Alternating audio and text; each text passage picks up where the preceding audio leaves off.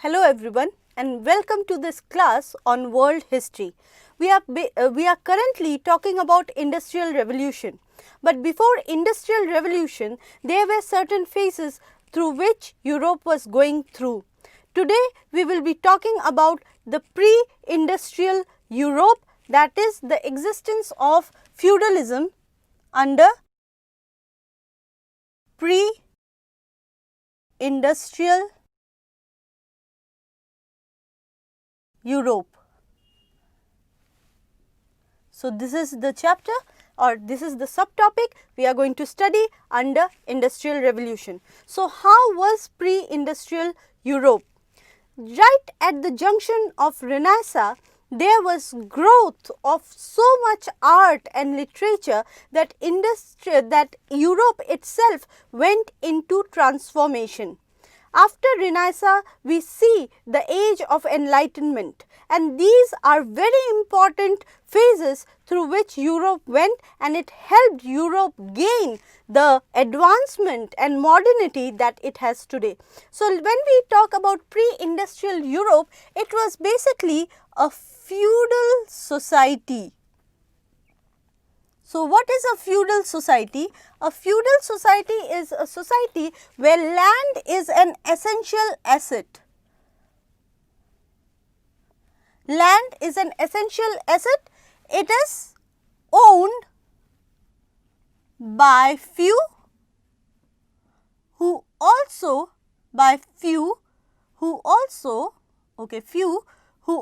controlled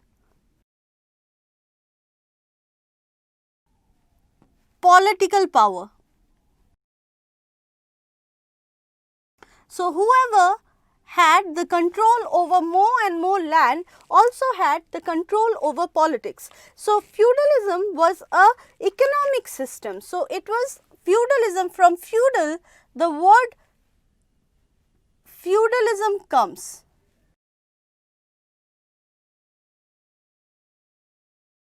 And it was an economic system.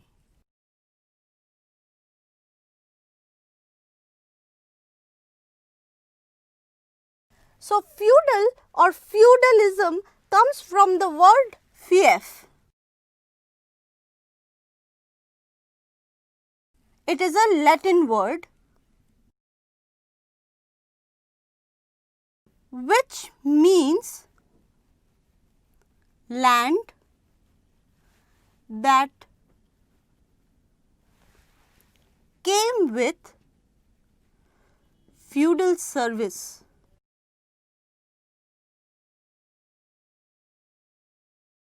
Okay. So, fief meant land. Now, how was this land distributed among certain section of people? The king was obviously at the head of the society. He was seen as a person who had control over the land. But in reality, this land was not with the king. He had to distribute it among the nobles and the vassals. So, if you see the society structure, at the top we had king who had to distribute the land among vassals, vassal king, those who were basically subjugated king but reinstated, they were seen as vassal and land was given to them, or vassal king could be someone related to the king. Then there were nobles and people of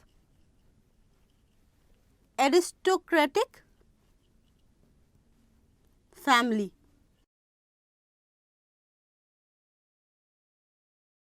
Now, when the land was given to these nobles, vassal king, they in turn, because they got the control over land, they in turn pledged their loyalty to the king. In the time of crisis, these nobles and vassals were going to provide army to the king. In the time of crisis, they were also going to provide financial aid to the king. In most of the cases, these nobles had to pay regular tribute to the king. So, when we look at this noble, there are titles such as Duke, Earl, Baron and knight. So, this is the chain of nobility who had to maintain loyalty towards king. But remember one thing, duke was going to be loyal towards the king, earl would be loyal to the duke, baron would be loyal to the earl, and knight will be loyal to the baron. So, it was a chain that followed in feudal system. Now, when land was given, land was called manor. In manor, the lord, the master of the land was called lord, and he was the privileged one. He was at control of the land. He had the right to levy tax on the people who lived in the land. Now, the land was cultivated by common people or villagers. The whole manor was basically a village, and the main primary activity of the manor was obviously agriculture. Now, these people who were part of the manor, they had to offer service to the lord. So, the villagers had to offer service to the lord, and that was free of cost. Why they were offering service to the lord? In lieu for protection that they received from the master of the manor called lord. And then there were laborers called serf. They were basically peasant, but they were bounded laborers. They were bounded to the land. So, a serf will serve the lord, and then his son will also serve the lord. This was the basic feudal society, and remember one thing, it was not based on money.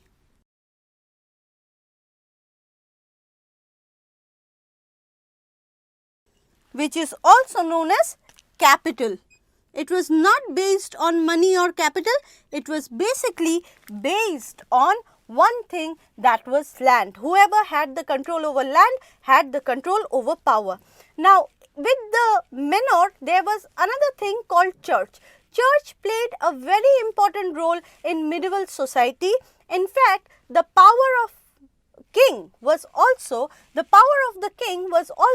controlled by church and the nobles. So, king was himself not very powerful, and church also had certain rights and privileges.